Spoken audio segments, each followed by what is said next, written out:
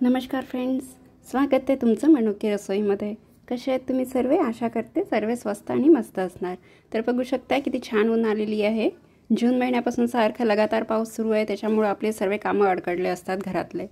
तर कपडे वाळत नाही, त्यामुळे काही कपडे धुतलेले नव्हते। आज कपडे धुवून टाकलेले आहे आणि आंघोळ करून मी आलेली आहे किचनमध्ये लंचची तयारी करायला। मुलांनी म्हटलं की आज काही भाजी खायचं मूड नाही आहे, तर गरम गरम दाल फ्राय आणि जिरा राईस बनव।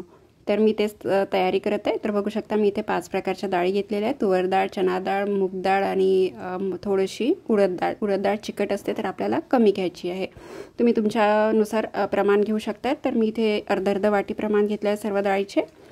तर बघू शकता आपण छान 2 पाण्याने याला वॉश करून घ्यायची आहे आणि छान स्वच्छ पाणी 1 गडवा टाकून त्याला 1 घंटा रेस्ट करायला ठेवायचा आहे, याला भिजू द्यायची आहे। तर मी इथे 1 घंटा याला भिजत ठेवलेली आहे। तर बघा 1 घंट्याच्या नंतर मी इथे कुकरमध्ये एक कांदा कापून घेतलेला आहे। तेल गरम करून घेतले, त्याच्यात एक कांदा टाकलेला आहे। तर कांदा आपल्याला या प्रकारे ब्राऊन कलर होईपर्यंत होऊ द्यायचा आहे। आणि सोबत टाकलेले मी इथे 2 लाल मिरची, तमालपत्र आणि सोबत टाकलेला आहे टमाटर। तर आपण जेव्हा बाहेर कुठे जातो ना, तर आपल्याला ढाबा दिसतो रोडवरचा, हायवेवरचा जो ढाबा असतो ना, तिथे अशा प्रकारे दाल फ्राय बनल्या जाते। तर ती दाल फ्राय मला खूप आवडते ढाब्यावरची। तर आपण हे एकदम ढाबा स्टाईल डाळ बनवणार आहोत इथे। तर बघू शकता इथे आपण बेसिक मसाले पण टाकून घेतले, तिखट, मीठ, हळद, धनी पावडर आणि गरम मसाला। तर बघा 1 तासानंतर आपली डाळ भिजून तयार आहे। तर हाताने तोडली तर ते तुटते आणि फुलून पण तयार आहे। तर आपण एक्झस्ट पाणी काढून घ्यायचं आहे। आधी तर आपण वॉश करून घेतलेलंच होतं, तर एक्झस्ट पाणी काढून घ्यायचं आहे आणि ते डाळ डायरेक्ट आपण कुकरमध्ये टाकणार आहोत।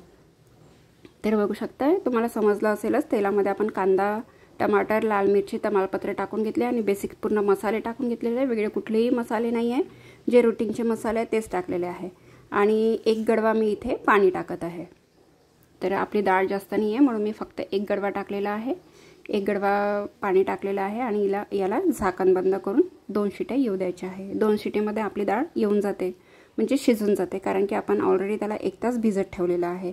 तर बघू शकता आपण झाकण बंद करून याच्या 2 शिट्या काढून घेऊया।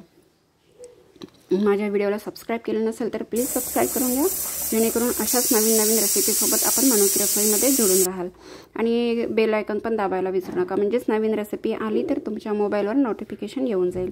आणि व्हिडिओ बघितल्यानंतर लाईक पण करत राहा, आणि काही आवडलं नसेल किंवा आवडलं असेल कशी वाटली ते पण तुम्ही शेअर करत राहा आणि कमेंटमध्ये सांगत राहा। तर बघा आपली डाळ अशी शिजून तयार आहे। आपण याला आता तडका लावून घेऊया।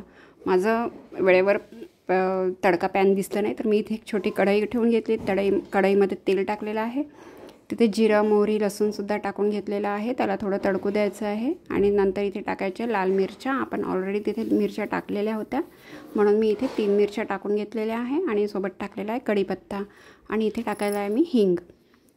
तडक्यामध्ये हिंग टाकायचा आहे, मी डाळीमध्ये टाकलेला नव्हता। तर बघा आपले सर्विंग बाउलमध्ये मी काढून घेतलेला आहे। आता याला इथे तडका देऊन येऊ। तडका दिल्यानंतर याला पटकन झाकून ठेवायचं, जेणेकरून ते स्मोक जे आहे ते त्यामध्ये फ्लेवर त्याचा उतरेल, सर्व लसूणचा, कढीपत्त्याचा वगैरे। आणि याला छान सांभाराने गार्निश करून घेतलं। तर बघू शकता तुम्ही, वाटते ना बिलकुल ढाबा स्टाईल।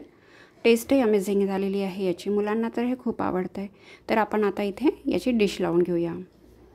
तर मुलांनी म्हटलं की फक्त दाल राईस बनवायचा आहे, तर मी जिरा राईस बनवलेला आहे आणि दाल बनवलेली आहे। तर बघा मी इथे एक डिश पण लावून दाखवते तुम्हाला। तर इथे मी एका डिशमध्ये राईस काढून घेतलेला आहे आणि इथे मी हे दाल पण सर्व करते आहे। तर बघा तुम्ही टेक्स्चर किती छान झालेलं आहे, ना पातळ ना घट्ट, एकदम स्मूथ झालेला आहे आणि डाळी पण पूर्ण दिसत आहे यामध्ये। तर इथे सोबत मी आपण काकडी, गाजर, मुळा जे आवडते मुलांना ते सगळं सलाद पण ठेवून घेतलेलं आहे। तुम्हाला कशी वाटली आजची रेसिपी नक्की सांगा आणि तुम्ही हे नक्की आपल्या घरी ट्राय करा आणि मुलांना खाऊ घाला। एकदम ढाबा स्टाईल आहे, टेस्ट खूप छान आहे। तर कशी वाटली आजची रेसिपी नक्की कळवा। भेटूया नंतरच्या रेसिपीमध्ये, अशाच नवीन रेसिपीमध्ये आपण भेटत राहूया। लाईक, शेअर, कमेंट करायला बिलकुल विसरू नका। तर चला आपण भेटूया नंतरच्या रेसिपीमध्ये। धन्यवाद।